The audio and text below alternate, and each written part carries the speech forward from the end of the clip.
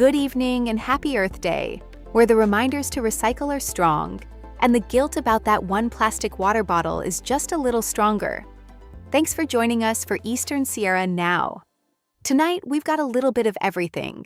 Local students adding another win to the scoreboard, updates on resources for regional agriculture, a look at upcoming community events, and a few ways residents can pitch in, including one that involves finally getting those old tires out of your yard. This broadcast is brought to you by Great Basin Bakery, keeping the Eastern Sierra well-fed and well-caffeinated. Let's get started. Eastern Sierra Now is reintroducing a series focused on local elections. Just a minute. The format is simple. Candidates are given 1 minute to respond to the same questions, offering viewers a direct look at where they stand, without interruption.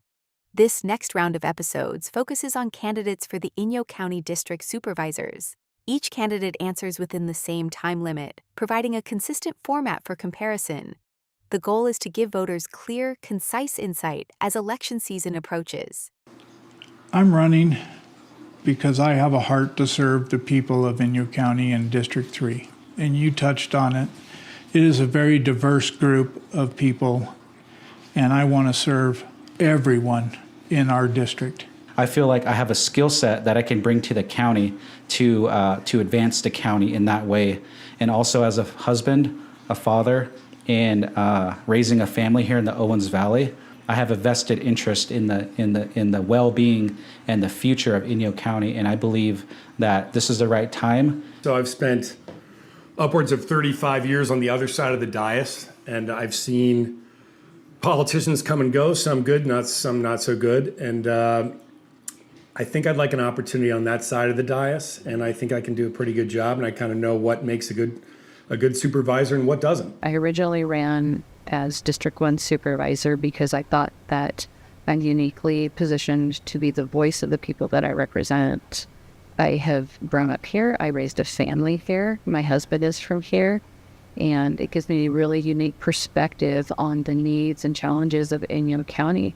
If you liked what you saw and want to learn more, visit our YouTube channel to watch the full videos.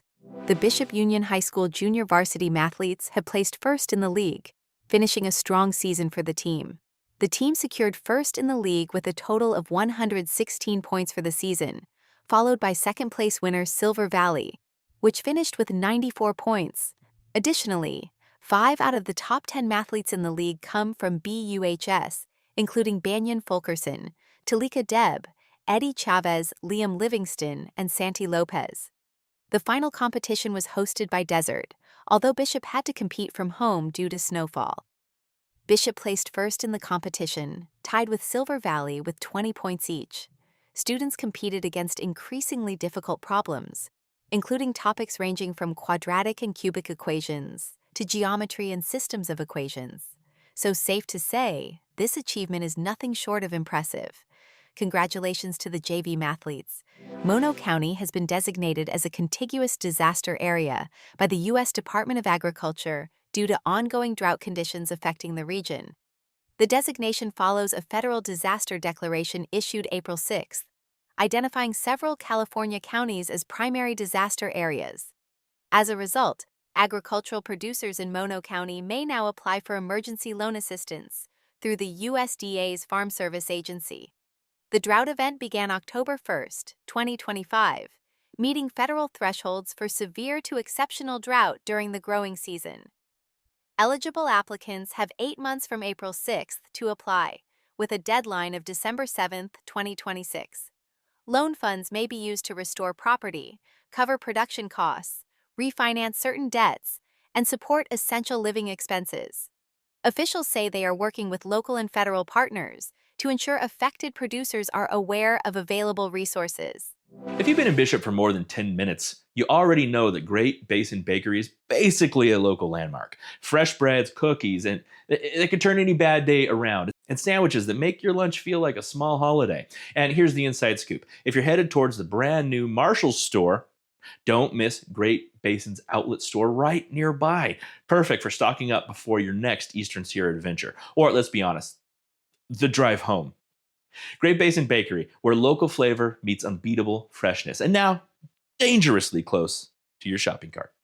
The City of Bishop has announced Foodie Fiesta 2026. This event marks the beginning of spring for many, offering a variety of local favorites, live music, and great vibes. The event is scheduled for this Friday, April 24th, on Church Street, from 5:30 p.m. to 8:30 p.m. Participating businesses include the Coach Whip Cafe, Amigos Cloud Ripper, and the Rolling Chef. Don't miss this spring kickoff event. A free tire disposal event will be held this weekend at local landfills across Inyo County. The Bishop and Lone Pine landfills will be open on April 25th and 26th. The Big Pine Transfer Station will be open on the 25th, and the Independence landfill will be open on the 26th from 7:30 a.m. to 3:30 p.m. each day. The event allows residents to dispose of tires at no cost as part of an effort to encourage proper waste management and reduce environmental impacts. Participants are allowed to dispose of up to 9 passenger or truck tires without rims. Tire dealers are not eligible to participate in the disposal event. Residents are encouraged to take advantage of the event while it is available. The Central California Animal Disaster Team has announced a volunteer recruitment and training event scheduled for Saturday, May 2nd. The event will take place at the Kerr-McGee Community Center in Ridgecrest from 8:30 a.m. to 4 p.m., and there is no cost to attend. Organizers say volunteers are needed to assist with animal evacuation and emergency sheltering during disasters. Participants must register by April 28th through the organization's website. The nonprofit, based in Fresno, has responded to dozens of wildfires and other emergencies over the past decade, helping provide shelter and care for evacuated animals. Hey, Eastern Sierra, quick question. Do you like staying informed without refreshing Facebook like every 12 seconds and that stupid algorithm moves things and you can't ever find it? It's like a slot machine. Yeah, us too. That's why Eastern Sierra now has a shiny, super convenient mobile app. Breaking news? Yeah, it's there. Weather? There. Local events? Also there. Pretty much everything except someone reminding you to drink water. We're working on that feature. And if you're the kind of person who loves getting important info delivered like a digital pizza, then hop on our email subscription list. We'll send the latest stories, updates, and happenings straight to your inbox. No spam, just news. And maybe the occasional dad joke if we can't help ourselves. Now, business owners, lean in for this part. Did you know Eastern Sierra now is the place to advertise? Whether you want your brand in front of our growing audience or you need someone to manage your social media because yours hasn't been updated since the last solar eclipse. Look, we've got you, okay? We help local businesses get seen, get clicks, and actually connect with the community. Because no offense, but that blurry photo of your storefront from 2018, it's not doing the heavy lifting that you think it is. So download the app, join the email list, and if you're a business ready to level up, reach out and let ESN make you look good. Really good. Eastern Sierra now, local news, local voices, and yes, we'll even remind you when there's free food at community events. Now for your local sports report, brought to you by Copper Top BBQ, serving up slow-smoked barbecue and classic sides. Learn more at coppertopbbq.com.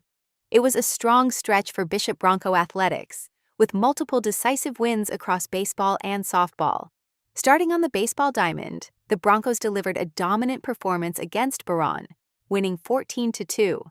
Bishop collected 17 hits in the game, highlighted by a 3-run home run from senior Will Kemp. On the mound, Kemp also pitched 4 scoreless innings in relief, recording 9 strikeouts. The Broncos carried that momentum into another league matchup, defeating Kern Valley 11-1. The win came at home and marked another solid outing for Bishop as they continue league play. On the softball side, Bishop's varsity team secured an 11-5 win over Kern Valley in a full 7-inning game, continuing their success in league competition. And at the JV level, the Broncos also came out on top, defeating Kern Valley 12-2. The win served as a bounce-back performance and added another league victory for the program. Overall, it was a productive run for Bishop athletics, with both baseball and softball teams contributing to a series of strong results.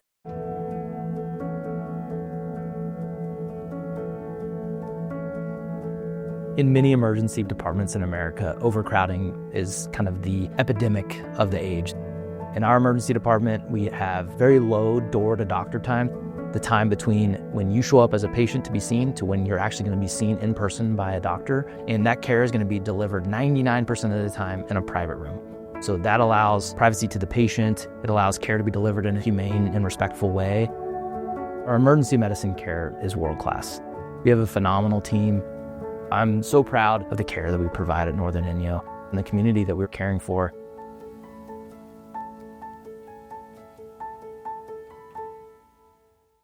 Over at Mammoth Mountain, the storm cycle delivered in a big way. The mountain picked up between 12 and 16 inches of fresh powder in the last 24 hours, bringing the base depth to 41 inches of powder. As of this morning, 101 trails are open, along with 4 terrain parks. Lift operations are ramping up, with 12 lifts currently running. Skiers and riders should be prepared for brisk conditions, with cold temperatures and wind making it feel even colder on the mountain. Crews are actively working to dig out terrain and complete avalanche mitigation efforts, which means additional terrain may open as the day progresses. Visitors are asked to remain patient while work continues. All uphill routes remain closed until further notice. For those heading up, it's a powder day, but one that comes with a reminder to dress warm and expect changing conditions as operations expand. Let's take a look at your midweek forecast for the Eastern Sierra. Starting down in Bishop, expect mostly cool and dry conditions today, with daytime highs in the mid-60s and chilly overnight lows dropping into the mid-30s. Light winds throughout the day. Tomorrow brings a slight warm-up, with highs climbing a few degrees into the low 70s. Skies remain mostly clear, and overnight lows stay cool in the low 40s. And on Friday, we're continuing that gradual warming trend, with highs approaching the low 70s. Conditions remain dry with light winds and cool overnight temperatures. Now heading up the hill to Mammoth Lakes. Cold and unsettled conditions following recent snowfall today. Highs near the upper 30s, with overnight lows dipping well below freezing. Breezy at times.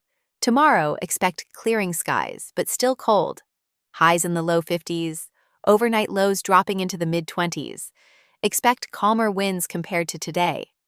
And Friday brings a slight warm-up heading into the weekend, with highs pushing toward the upper 40s.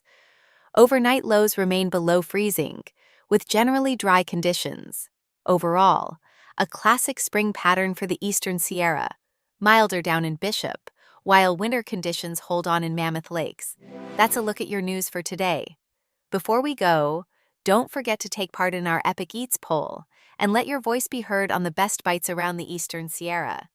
And if you haven't already, be sure to subscribe to our YouTube channel and follow Eastern Sierra Now on social media so you never miss a story. On this Earth Day, it's a good reminder that small actions add up, whether it's staying informed, supporting local, or yes, finally recycling that pile you've been meaning to get to. Thanks for watching, and we'll see you next time.